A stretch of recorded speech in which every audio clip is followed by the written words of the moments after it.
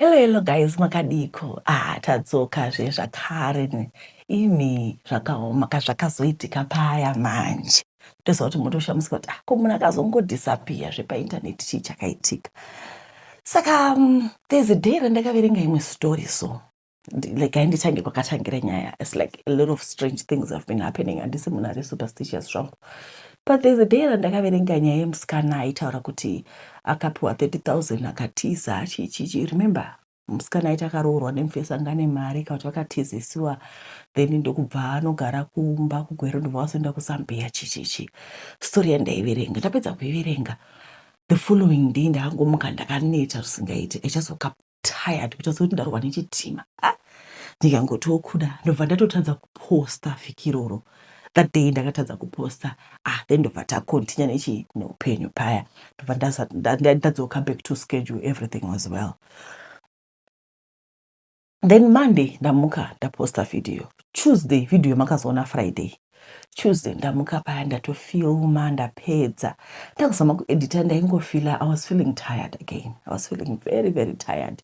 Ndikati ameno kuti chii. So pasina kana 10 minutes into editing ndibva foni yapinda but pakapinda nhamba yandandisingadi ndandisingazivi ndikabva ndati vanhu vatanga vanhu vanongondifonera ndichiedita handivadi because zvinondidzosera mumashure zvinondidisturba paya.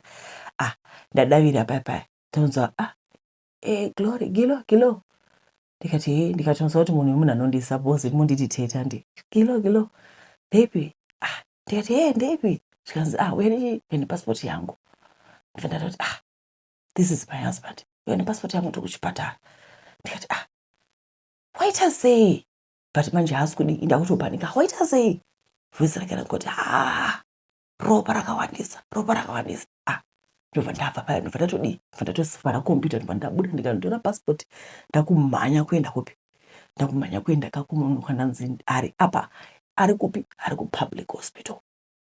Saka nepfungwa dzangu dzikutofunga kuti ko vanhu ava ari kuitei public hospital kana kuri kuti akuwara haana kutaura kuti chii chaitika asi ari kuitei public hospital. On my way less than ndisati ndatomboita 3 minutes from the house mandafoni yapinda zvezvikanzi aiwa ngatisanganei kupi kuNetcare.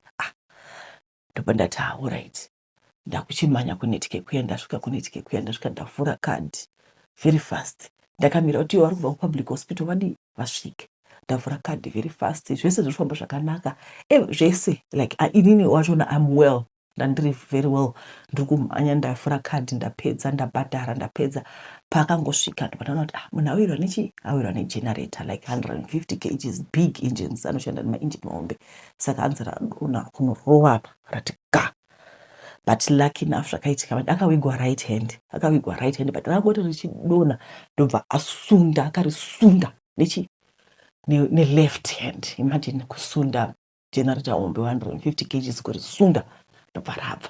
Saka x-ray inoti akapotsa tsemuka but hana kufunika but akatsemuka apa so tasvika paya ndokutanga kutoshamuska kuti iwe how did you survive this. Vabva vasona vari kutosona paya kuseri nekuseri uko chichi zvese zvirifamba zvakanaka vaita x-ray svika x-ray apo satsemuka but hana kuzotsemuka funga kuti maligaments akuvara hapana chakuvara zvese zviri right. Ndatodzoka ndatora vana tadzoka kumba zvakanaka zvinenge inde yatoti rega itange kudii titotanga hedu kubika ini ndiri right handimuzvaona ndiri right 100% rega itange kubika takutanga kubika bva ndangonzwa kunge nzeve yangu iri kurwadza saka ndobva ndangobata so saka pandakabata ndakanzwa ka striking pain so inde inze yacho ndikati ko anyway ndobva tatotya takutonorara nzeve haichatoni nzeve yakutorwadza zviya zvekurwadza so I felt like it feels like mune pressure so whenever pandokwira ndege handipose pandokwira ndege ndinototambura nenzeve dzinorwadza because handipopi mhepo zvezvoti kana mhepo ikapinda dzangu ini nzeve hadzipopi mhepo saka ndafunga kuti ndizvo zvezvo zvatanga but zvatanga papi ndisina mbokwira ndege zvatoita but mofila kunge mune tongoti kusaidi kwaiswa balloon then kusaidi kune balloon rikupomba rine zimweya roda kubuda but haribudi hapasi apa it's the middle ear. Nzeve yarwadza kuvata hapachatombovatiki. Ndikati ndamuka kuma 12:01 ndikaenda kuchipatara noenda kuflora life because ine 24 hours but emergency. Ndikati emergency yavo inodhura ndikambosama kumwa mapainkiller futi ndivate kuda zvingafila bed. Ndamwa mapainkiller zvaramba hazvichatoiti. Ndakuchitsva ndabuda mugombezi ndavata pafloor ndakunyatsoona kunzi ina ndichatonzi zvakanaka paya. Saidi rose rakuchitoita nama handichatombwi zvakanaka zvachose. Makuseni ndazomuka taenda kwadokta. Ndasvika kwadokta, dokta vakati nzeve yako yakaita red mukati. Ndikava ndati ndobva ndabayiwa majekiseni, ndikapiwa maantibiotics, ndikapiwa mapirids, ndikapiwa chii. Saka ndanida kutofamba ndakarereka nzeve kudai. Zvino zvitorina nebhozi yakadai but still inenge ine cotton mukati. Anoona ndakaivhara. Ndangofamba ndakadai ndakaibata kudai. Apa unomuka ndomuka zvendogadzirira vana kuenda kuchikoro, ndogadzira malunch box. Nzeve ndakangobata kudai. Dokta vakabva vati nzeve yakakuvarai asi kana ikaramba ichidai udzoke. Nzeve iyaya ndabayiwa maantibiotics Tuesday kai Wednesday ndadzoka kumba. Wednesday ndikati kuda ndichaita right. Thursday ndikati ndomwa mapirids. Friday Saturday nzeve haipori. Nzeve kana kumbopora mazuva achona ndongoswera ndakati rabada, ndachingoswera ndakangoti rabada, handina chandogona kuita kana kusumudza ruoko handigoni. Ndochamuziva kuti ichiri nzeve here kana kuti chii chiri kuitika. Ende chero kuti ndimuke ndiwane simba rekugara pakombiyuta handina. Friday ndo pandakambozama kuedita vhidhiyo yaya pandakatambura. Unoziva kuti ndiri kustruggle. I'm struggling kuti ndipedze kuedita. Besides pain nzeve kutoneta chaiko kuti ndakaneta. Saka nhasi Sunday, nhasi ndava ndakurumidza kumuka ndikati ndikurumidza ndirekhodhe ndisati ndaneta. Saka chandisingazivi manje ndechekuti sei but hatina maanza edu, Mwari ndiye ane maanza, ndozvandingangotaura. Asi chandoda kuti kungotenda Mwari ndechekuti iye zvino nzeve yacho yakuita ichinzwa yanga isachatonzi zvachose. Ushaura kuti handina kurovera, handina kumhanya, handina kudzika gomo, pressure yabhepi. Hamene kuti yabhepi aiwa kungorwara zvako, hatisi kufungira anything kungorwara. Saka ndangoti ndikudze kuti ndosaka ndisachakwanisi kana kurekodha kana kuposta kana kudii. Ende zvinorwadza kuti everyday unenge uchitoona kuti vanhu vanenge vachingoti muripiko uchitoshuvira kuti ngadai ndapostawo but pasina chinobuda. Saka ndizvo zvakaitika. Motoona kuti upenyu hausi predictable. Unenge watomuka makuseni uchiti ndichaita so but along the way zvinhu zvotochinja. Wakutorwara wauda kutoenda kuchipatara.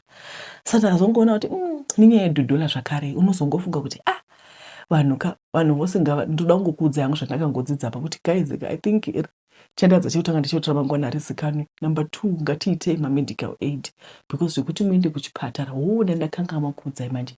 Vakati vachitosvika kuchipatara ndobva wapinda emergency room, ropa riri kubuda ropa richibuda paya. Ndobva vanzi muri kudei, mapinzwa nani imomo?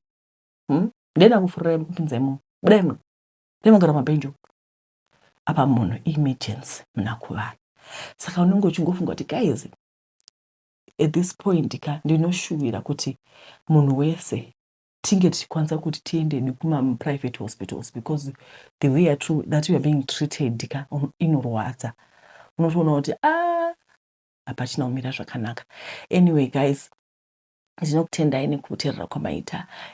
Regaiti handiti saka I just thought kuti you guys deserved to know what happened to me. Ndosaka ndandisati kuposta but right now ndichaposta zvakare episode inotevera. Vanhu vose vane nyaya dzavo makatumira nyaya dzakawanda, saka just be patient ndichiverenga according nekuuya kwadzakaita in order zvakadaro. Saka nyaya dzenyu dzose ndichadziverenga nditi izvezvi zvichipedza kuona vhidhiyo ino ndichaposta zvakare mastories enyu. Alright, ndoda kungokukurudzirai kuti musarega kunamata everyday. Ngatinamatei.